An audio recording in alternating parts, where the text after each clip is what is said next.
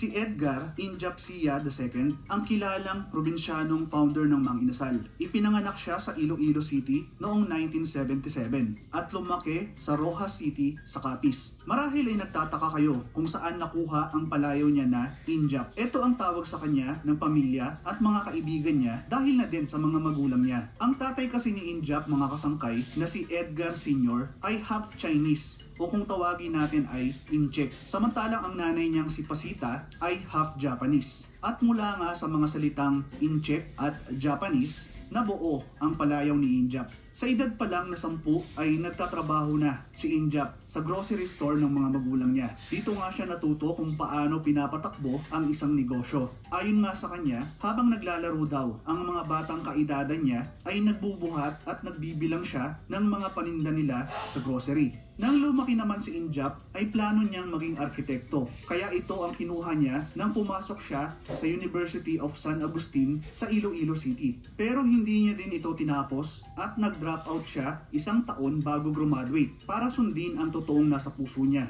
ang maging isang negosyante. Taong 1997, sa edad na 20 ay nakumbinsin niya ang mga magulang ng 3 niyang kaklase na mag-invest sa itatayo nilang maliit na hotel sa Iloilo na tinawag nilang People's Hotel na hanggang ngayon ay nakatayo pa din. Bukod dyan ay madami pa siyang mga sinubukan na maliliit na negosyo gaya ng laundry shop at photo developing center kung saan siya mismo ang nagtatrabaho sa darkroom para i-develop yung mga picture. Bagamat nagtatagumpay naman ang mga sinimulang negosyo ay parang nakukulangan pa din siya dito. Isa kasi sa mga ambisyon ni Injap, mga kasangkay, ay ang makagawa ng isang negosyo na mapapalaki niya at madadala sa labas ng kanilang probinsya. At dito na nga darating ang isang oportunidad na talagang magbabago ng buhay niya.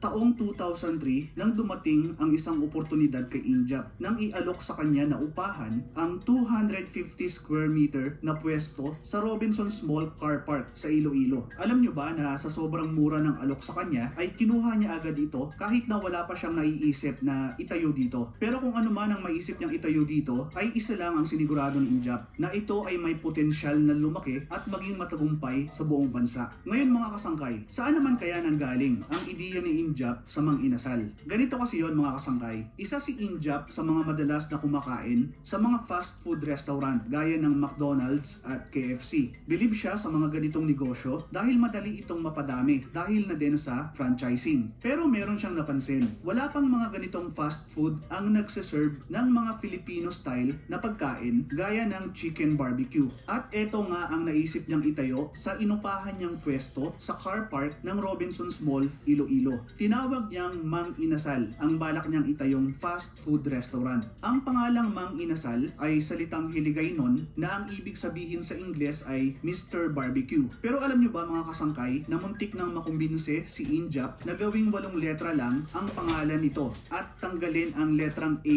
sa pangalan ng Mang. Naniniwala kasi ang tatay niya na swerte ang 8 letra sa pangalan sa feng shui na makikita din sa mga matagumpay na fast food gaya ng Jollibee at Chowking na parehong may 8 letra. Pero nakita ni Injap ang pangalan ng BDO o Banco de Oro na may 10 letra pero matagumpay din naman. Pumayag na din ang tatay ni Injap sa pangalan at pinautang nga siya ng 2.4 million pesos na kapital para masimulan niya na ang negosyo. At noon ngang December ng 2003 ay binuksan ang kauna-unahang branch ng Mang Inasal sa Robinsons Mall Car Park sa Iloilo. Pumatok nga at pinilahan ng mga Ilonggo ang bagong fast food restaurant dahil na din sa pagiging Pinoy na Pinoy ng konsepto nito na hindi makikita sa ibang fast food na naimpluwensyahan na ng American o Western food. Sa sobrang tagumpay nga ng Mang Inasal ay naging malaki ang paniniwala ni Injap na handa na siyang mag-expand hindi lang sa probinsya niya kundi maging sa buong Pilipinas.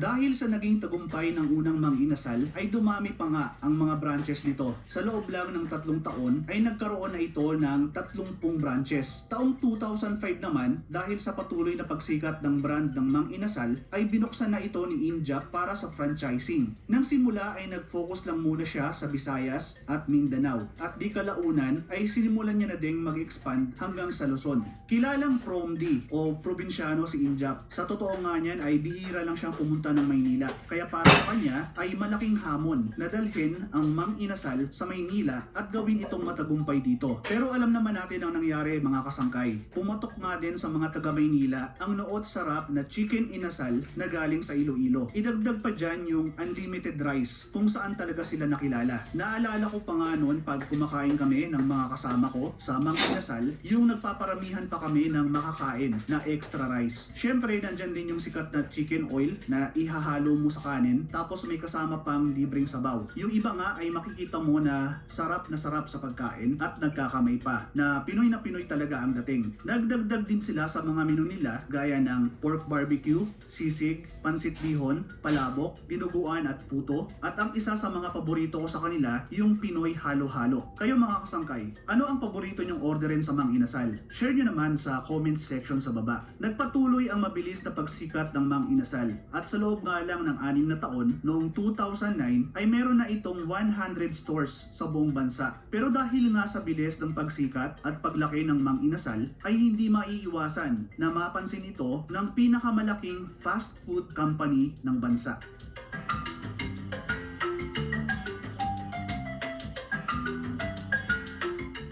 Dahil sa patuloy na tagumpay at pagdami ng Mang Inasal ay nakuha nga nito ang atensyon ng pinakamalaking fast food company sa bansa, ang JFC o Jollibee Foods Corporation, na nagmamay-ari din ng Chowking, Greenwich, Red Ribbon, Burger King Philippines, Smash Burger, Panda Express Philippines, Coffee Bean and Tea Leaf at marami pang iba. At noon ngang 2010 ay binili ng Jollibee ang 70% ng Mang Inasal para sa halagang 3 billion pesos. Dahil dito ay naging pinakabatang bilyonaryo ng bansa si Injap sa edad na 34 years old noong 2011. Naniniwala si Injap na mas dadami at magiging matagumpay pa ang Mang Inasal sa ilalim ng pamamahala ng Jollibee. Noon namang 2016 nang bilhin na nga ng Jollibee ang natitira pang 30% ng Mang Inasal para sa halagang 2 billion pesos. Pero hindi dito nagtapos ang partnership ni Injap at ng founder ng Jollibee na si Mr. Tony Tan Kak Tiong na tinuturing niyang mentor. Noong 2012 ay naging magkasosyo ang dalawa sa pagtatayo ng Double Dragon Properties Corporation, isang real estate company na nagmamay-ari at nagde-develop ng mga property gaya ng City Mall na mga community malls na matatagpuan sa mga probinsya. Kasama din yung DD Meridian Park, Jollibee Tower, The Sky Suites Tower, Dragon 8 Mall at marami pang iba. Alam nyo ba na kaya tinawag na Double Dragon ang real estate company nila Injap dahil pareho silang pinanganak ni Mr. Tan Kak Tiong sa ilalim ng dragon sign sa Chinese zodiac. Hindi din nakalimutan ni Injap ang unang negosyong nakamulatan niya. Kaya naman nagtayo din siya ng mga grocery chain na tinawag niyang Mary Mart. Sa ngayon nga ay patuloy pa din ang paglaki ng brand ng Mang Inasal. Noon nga October ng 2019 ay binuksan ang pang 591 na branch nito sa Quezon Boulevard. Si Injap naman ay patuloy ang tagumpay bilang isang negosyante. Sa katunayan ay isa na siya ngayon sa pinakamayamang tao ng bansa na mayroong net worth na $1.3 billion o 62.4 billion pesos as of January 25, 2021 ayon sa Forbes. Ang kwento ng tagumpay ni Injap Sia at ng Mang Inasal ay talagang nakakabilib. Hindi naging hadlang ang pagiging college dropout niya at pagiging bata para simulan ang mga pangarap niyang negosyo. Hindi siya tumigil hanggang hindi niya nakukuha ang tagumpay. At dahil nga sa pangarap niyang makagawa ng negosyo na kikilalanin sa buong bansa ay nabuo ang Mang Inasal na talaga namang binusog at nakuha ang puso nating mga Pilipino.